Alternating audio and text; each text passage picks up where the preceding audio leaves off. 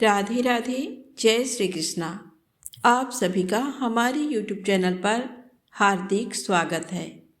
आज आप सुनेंगे फुलेरा द्विज की पौराणिक कथा।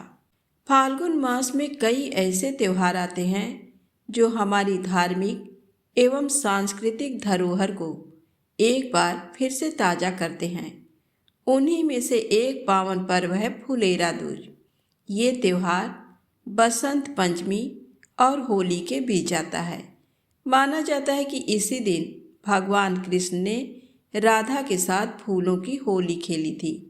यही कारण है कि इस पर्व का नाम फुलेरा दूज पड़ा।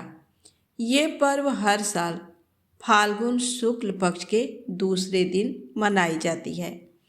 फुलेरा दूज पर राधा कृष्ण की पूजा करने, उन्हें फूलों से सजाने और उनके साथ फूलों वाली होली खेलने का बहुत महत्व है। कहा जाता है कि ऐसा करने से जातक की सभी मनोकामनाएं अतिशीघ्र पूरी होती है। इस दिन भगवान कृष्ण व राधा रानी की पूजा करने से सभी कष्ट दूर होते हैं और भविष्य में आने वाली हर अड़चन से छुटकारा मिलता है। फुलेरा दूज के दिन अबूझ मुहूर्त होता है। ऐसे में इस दिन विवाह या कोई अन्य मांगलिक कार्य करने के लिए शुभ मुहूर्त देखने की आवश्यकता नहीं होती। ज्योतिष शास्त्र के अनुसार फुलेरा दूज के दिन अबूझ मुहूर्त होता है। ऐसी मान्यता है कि इस तिथि पर विवाह करने से जोड़े पर राधे कृष्ण की कृपा आजीवन बनी रहती है और उनका प्रेम प्रगाढ़ होता जाता है। पौराणिक कथा के अनुसार एक बार कुछ ऐसा हुआ कि भगवान श्री कृष्ण बहुत दिनों तक राधा से मिलने वृंदावन नहीं जा पाए थे। ऐसे में राधा रानी अत्यंत दुखी हो गई। राधा का ये अथाह दुख देखकर सिर्फ ग्वाल व गोपियां ही नहीं बल्कि मथुरा के सभी पेड़ पौधे व फूल मुरझाने लगे। ये बात जब श्री कृष्ण को पता चली तो वो शीघ्र ही राधा रानी से मिलने के लिए वृंदावन आ पहुँचे। कान्हा के आगमन का समाचार सुनकर वियोग में जलविहीन मछली की तरह छटपटाती राधा का मुखमंडल खिल उठा। गोपियाँ भी बहुत प्रसन्न हुईं। सूखते हुए पेड़ पौधे व फूलों में एक बार फिर से जान आ गई और वो फिर से पहले की भांति हरे भरे हो गए। उस समय कन्हैया ने इन फूलों को तोड़कर राधा पर फेंकना शुरू कर दिया। इसके बाद राधा भी प्रसन्न होकर उन पर फूल फेंकने लगी। ये देखकर गोपियाँ और ग्वाल सब एक दूसरे पर फूल बरसाने लगे। कहा जाता है कि तभी से फुलेरा दूज का ये पर्व बहुत ही धूमधाम से मनाया जाने लगा और हर वर्ष मथुरा में इस दिन फूलों की होली खेलने की परंपरा शुरू हुई। आइए सुने श्री राधा और कृष्ण की अनोखी प्रेम कथा। कथा मिलती है कि गोकुल में एक मोर रहता था। वह श्री कृष्ण का अनन्य भक्त था। एक बार उसने श्री कृष्ण की कृपा पाने के लिए कन्हैया के द्वार पर जाकर जप करने का विचार किया। इसके बाद वह उनके द्वार पर बैठकर कृष्ण कृष्ण जपता रहा। जप करते हुए उसे 1 बरस बीत गया, लेकिन उसे श्री कृष्ण की कृपा प्राप्त नहीं हुई। एक दिन दुखी होकर मोर रोने लगा। तभी वहाँ से एक मैना उड़ती जा रही थी। उसने मोर को रोता हुआ देखा तो बहुत अचंभित हुई। मैना ने सोचा कि यूं तो मोर किसी भी कारण से रो सकता है, लेकिन कन्हैया के दर पर कोई रोए, ये तो अचंभित करने वाली बात है। इसके बाद मैना मोर के पास गई और रोने का कारण पूछा। तब मोर ने बताया कि 1 बरस से मैं कन्हैया को प्रसन्न करने के लिए कृष्ण नाम जप कर रहा हूँ, लेकिन कन्हैया ने आज तक मुझे पानी भी नहीं पिलाया। ये सुनकर मैना बोली, मैं श्री राधे रानी के बरसाना से आई हूँ, तू मेरे साथ वहीं चल। राधे रानी बहुत दयालु हैं, वह तुझ पर जरूर कृपा करेंगी। मोर ने मैना की बात मान ली और दोनों ही उड़ते उड़ते बरसाना पहुँच गए। लेकिन मोर ने राधा रानी के दर पर भी कृष्ण नाम का ही जप किया। ये सुनते ही श्री राधे दौड़ती हुई आईं और मोर को गले से लगा लिया। राधा रानी ने मोर से पूछा, तू कहाँ से आया है? तब मोर ने कहा कि जय हो राधा रानी की। आज तक सुना था कि तुम करुणामयी हो और आज देख भी लिया। राधा रानी बोली, वह कैसे? तब मोर बोला, मैं पिछले 1 बरस कन्हैया के द्वार पर कृष्ण नाम जप कर रहा हूँ, लेकिन पानी पिलाना तो दूर, उन्होंने तो मेरी ओर देखा तक नहीं। तब राधा जी ने कहा कि नहीं, मेरे कान्हा ऐसे निर्मोही नहीं हैं। किशोरी जी ने कहा कि फिर से तुम कन्हैया के द्वार पर जाओ, लेकिन इस बार कृष्ण नहीं, राधे राधे रटना। मोर ने राधा रानी की बात मान ली और लौटकर गोकुल वापस आ गया। फिर से कृष्ण के द्वार पर पहुंचा और इस बार राधे राधे रटने लगा। यह सुनते ही कृष्ण दौड़े चले आए और मोर से पूछा, तुम कहाँ से आए हो? तब मोर ने कहा, हे माधव, 1 बरस से तुम्हारा नाम संकीर्तन कर रहा था, तब तो तुमने मुझे पानी तक नहीं पिलाया। आज राधे राधे जपने पर दौड़े चले आए। मोर की बात सुनकर कृष्ण जी बोले, मैंने तुझको कभी पानी नहीं पिलाया, ये मैंने पाप किया है, लेकिन तूने राधा का नाम लिया, ये तेरा सौभाग्य है। इसलिए मैं तुझको वरदान देता हूँ कि जब तक ये सृष्टि रहेगी, तेरा पंख सदैव ही मेरे शीश पर विराजमान होगा। साथ ही जो भी भक्त किशोरी जी का नाम लेगा, वह भी मेरे शीश पर रहेगा। तो प्रेम से बोलें, राधा रानी श्री कृष्ण भगवान की जय हो। भगवान श्री कृष्ण के नाम से पहले हमेशा भगवती राधा का नाम लिया जाता है। कहते हैं कि जो व्यक्ति राधा का नाम नहीं लेता है, सिर्फ कृष्ण कृष्ण रटता रहता है, वह उसी प्रकार अपना समय नष्ट करता है जैसे कोई रेत पर बैठकर मछली पकड़ने का प्रयास करता है। श्रीमद् देवी भागवत नामक ग्रंथ में उल्लेख मिलता है कि जो भक्त राधा का नाम लेता है, भगवान श्री कृष्ण सिर्फ उसी की पुकार सुनते हैं। इसलिए कृष्ण को पुकारना है तो राधा को पहले बुलाओ। जहाँ श्री भगवती राधा होंगी, वहाँ कृष्ण खुद ही चले आएंगे। पुराणों के अनुसार भगवान कृष्ण स्वयं कहते हैं कि राधा उनकी आत्मा है, वह राधा में और राधा उनमें बसती हैं। कृष्ण को पसंद है कि लोग भले ही उनका नाम नहीं लें, लेकिन राधा का नाम जपते रहें। इस नाम को सुनकर भगवान श्री कृष्ण अति प्रसन्न हो जाते हैं। इसका उल्लेख श्री कृष्ण जी ने नारद से किया है। इस संदर्भ में कथा है कि व्यास मुनि के पुत्र सुखदेव जी तोता बनकर राधा के महल में रहने लगे। सुखदेव जी हमेशा राधा राधा रटा करते थे। एक दिन राधा ने सुखदेव जी से कहा कि अब से तुम सिर्फ कृष्ण कृष्ण नाम जपा करो।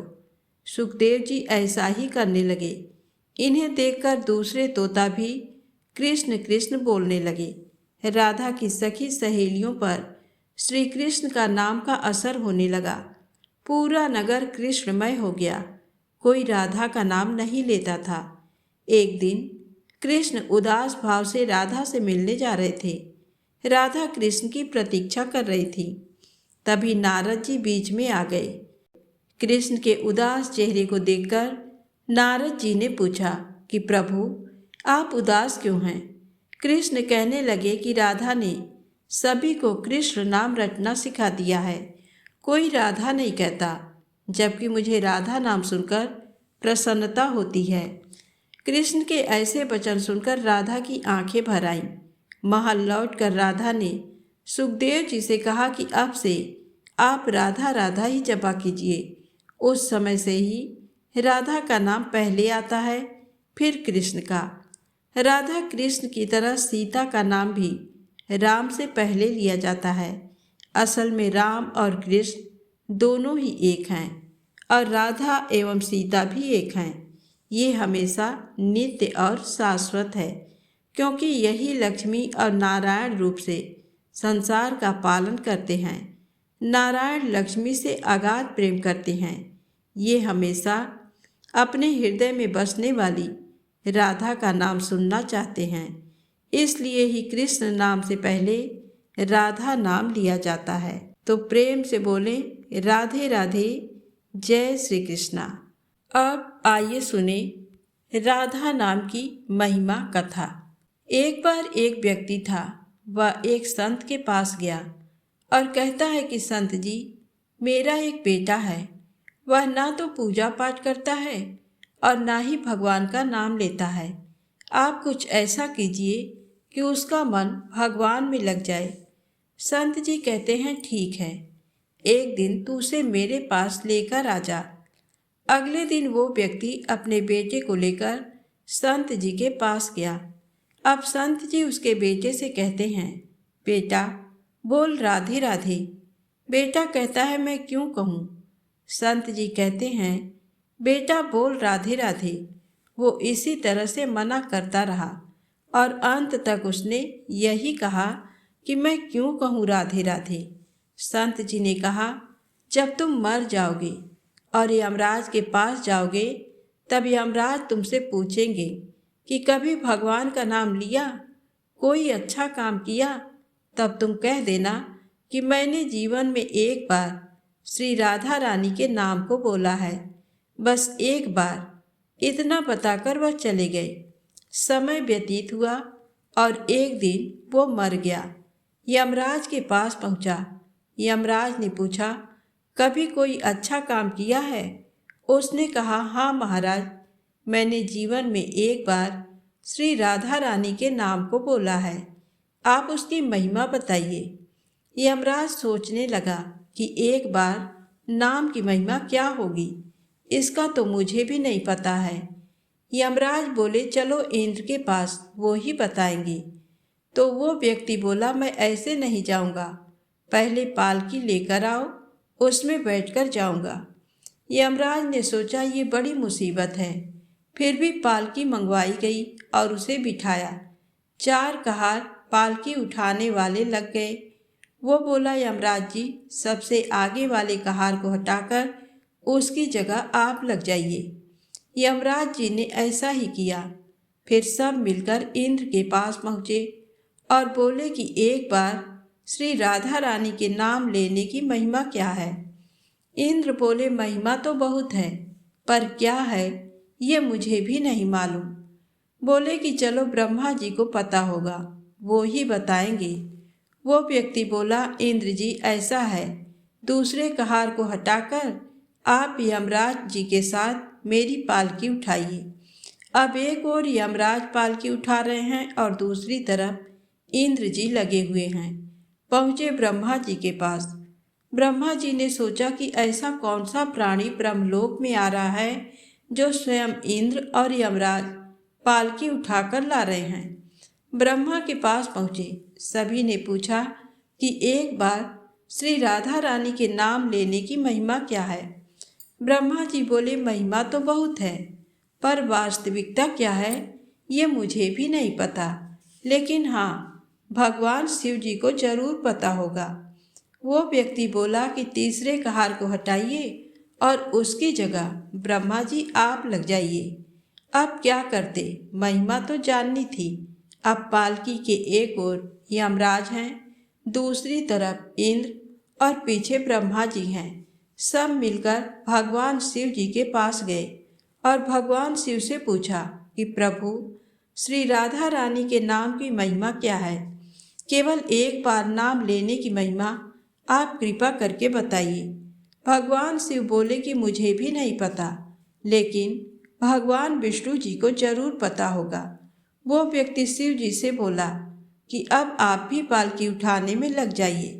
इस प्रकार ब्रह्मा, शिव, यमराज और इंद्र चारों उस व्यक्ति की पालकी उठाने में लग गए और विष्णु जी के लोक पहुँचे। विष्णु जी से पूछा कि एक बार श्री राधा रानी के नाम लेने की महिमा क्या है। विष्णु जी बोले, अरे, जिसकी पालकी को स्वयं मृत्यु का राजा यमराज, स्वर्ग का राजा इंद्र, ब्रह्मलोक के राजा ब्रह्मा और साक्षात भगवान शिव उठा रहे हों, इससे बड़ी महिमा क्या होगी, जब सिर्फ एक बार श्री राधा रानी नाम लेने के कारण आपने इसको पालकी में उठा ही लिया है तो अब ये मेरी गोद में बैठने का अधिकारी हो गया है। भगवान श्री कृष्ण ने स्वयं कहा है कि जो केवल रा बोलते हैं तो मैं सब काम छोड़कर खड़ा हो जाता हूँ, और जैसे ही कोई धा शब्द का उच्चारण करता है तो मैं उसकी ओर दौड़ लगाकर उसे अपनी गोद में भर लेता हूँ। तो प्रेम से बोलें, राधे राधे, जय श्री कृष्णा।